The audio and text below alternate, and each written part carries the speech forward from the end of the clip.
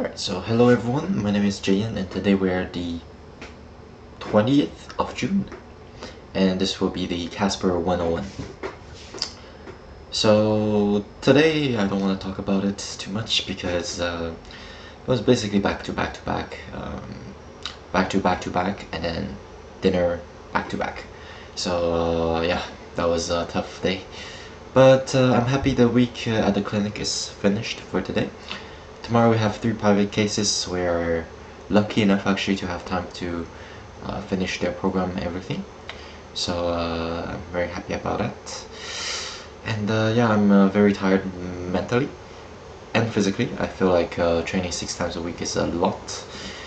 And I definitely need a little bit more rest than that. So I think next week we're gonna start back to a 5-day split instead of 6. So I think that will be a lot more doable. Especially I'm not eating enough. I'm still in a slow cut, I will say. It's maintenance but slow cut. I definitely feel like a little bit depleted in terms of energy when I'm working out. A lot of time I need to tough through a lot of things.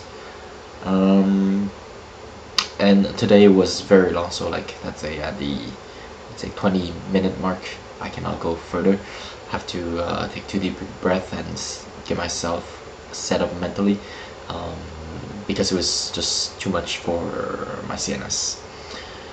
Alright, so I'm really exhausted both wise, so I hope next Tuesday it's the Saint John the Baptist. It's the provincial Fête de Quebec, so provincial celebration, I guess. So I will have a 4-day week. So yeah, let's hope that will be fun. Also, we're planning to do a little hike at Drummondville. So I've never been there before, so this should be fun, exploring other places. Alright, so now let's go back to my Casper test practice. So the scenario today is that you've started a part-time job at a small office. During lunch, a few coworkers jokes around and refer to a new employee, Amir, as Mr. Quiet. They say it's harmless. Amir is polite but reserved, and he rarely speaks during group conversations.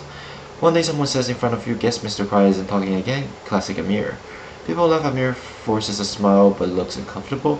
You don't know him well, and he hasn't said anything about his nickname, but it seems to be happening often. After lunch, a colleague asks you, "You've noticed that too, right? It's just a nickname, no big deal."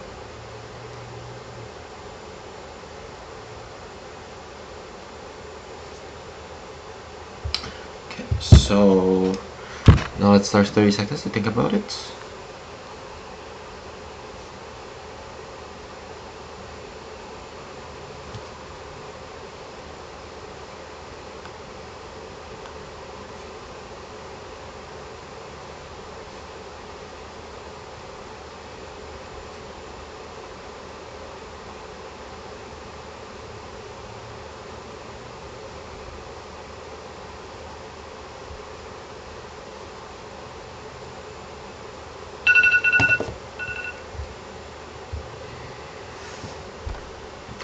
Okay, so what would you say in response to your colleague?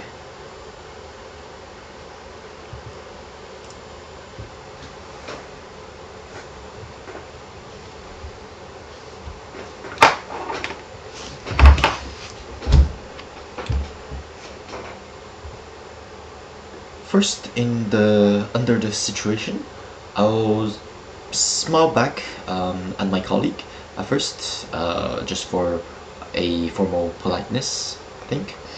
I will answer with a question. So I don't want to confront my colleague, but I will say something like, yeah, it can be a quite a distinct nickname, but I'm wondering if Amir is okay with it, since he hasn't spoken about it and seems to be very quiet about it. And I will mention that it's very important to consider his feeling too, because definitely I don't think it's pleasant for anybody to being called with a nickname that they don't want to have. So I will say something like, maybe we should confirm with Amir before calling him like that, to make sure that he's okay with it.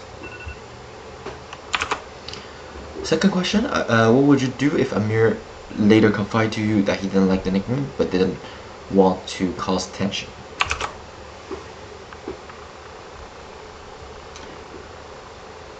First, I will thank Amir for confiding to me, to letting me know that he doesn't appreciate this nickname.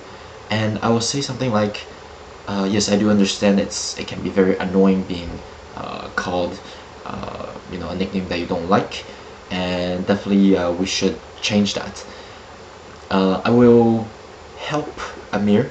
I will propose to him to speak up against the colleagues, saying that he is not comfortable with the joke, and asking them to stop calling him Mr. Quiet, but rather his name or another nickname that he's more comfortable with. I will also say that I understand it can be very stressful to speak up, maybe due to the language barrier. Maybe there can be a language barrier, and I will say that I can help you. I can be alongside you if you want me to do so. Third question, how do you decide when to speak up for someone else, especially if they haven't directly complained?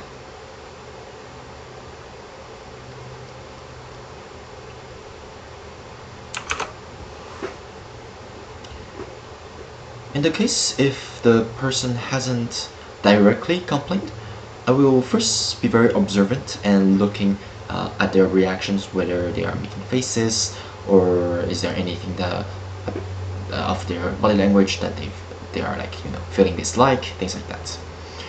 I will also confirm my observations by talking to them, let's say in an office, in a private room or something like that, so that just stating my observation and just to make sure, double checking with them if everything is okay, they are in a very casual tone. And if they say that let's say they are not comfortable with something, then I will try my best to help him rehearse with them and review how they should speak up for themselves. And then only if they feel really needed and ask me to do it, then I will speak up for them instead. Okay, so let's see the answer.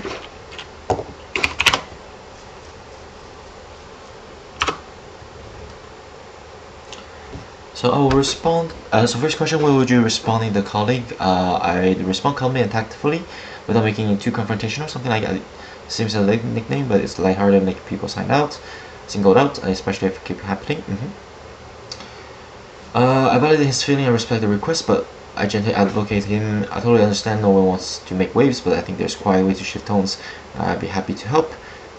Perfect. I simply redirect the group dynamic in tones again. Maybe that's not how him at that comfort level. Sure. Okay, nice. How do you decide when to speak up for someone? I'll ask myself if there's a power imbalance. What the fuck is that? If this may be subtle or isolating, if there's position someone step in. Even if someone has an comfort body language, nice. Evaluate inclusion. Speaking up this can be small, respectful action that can reshape the group and safety. Yeah, okay, sure. I think I got most of this. Okay, I'm very happy with it. So just empathize with both sides and know my priorities, which is here to ensure the group dynamics. And I should be getting, let's say, more than 80% than that. Okay, sounds good. Alright, so I will see you tomorrow.